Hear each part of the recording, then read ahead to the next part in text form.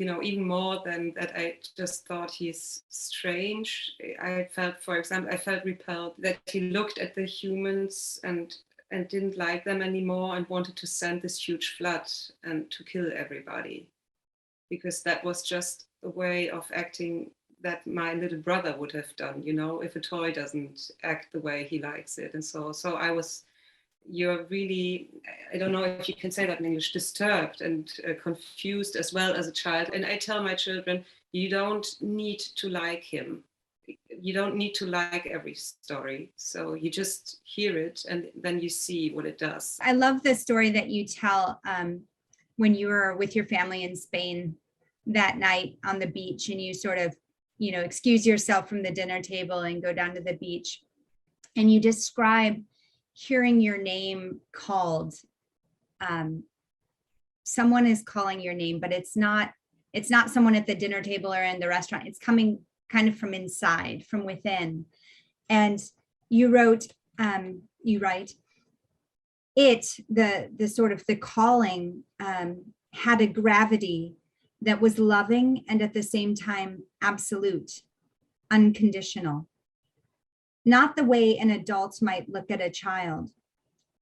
And in its lingering gaze, there was something indescribable, something heartening that gave me the feeling I had to take myself seriously, a knowledge of myself that I couldn't fathom, encouraging and at the same time approving, authorizing. I was so astonished that I have no idea how long I sat there. And then all of a sudden I was pretty sure and burst out, "You're God?" Thinking, that's God? That's what adults mean when they talk about him?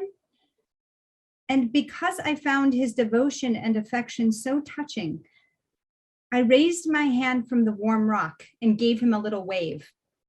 And because I felt so grateful, I decided to give him a little gift. I stood up on the rock and composed a prayer. That I just love that, seeing you as a little girl sitting on the rock at the beach, having this experience of the divine and being so overwhelmed that you have to wave at God and compose a prayer. Here's my question though. How did you know it was God? How did you know it was God?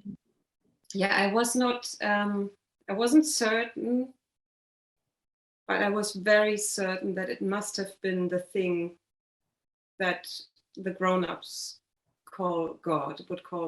And I thought it was God because it was so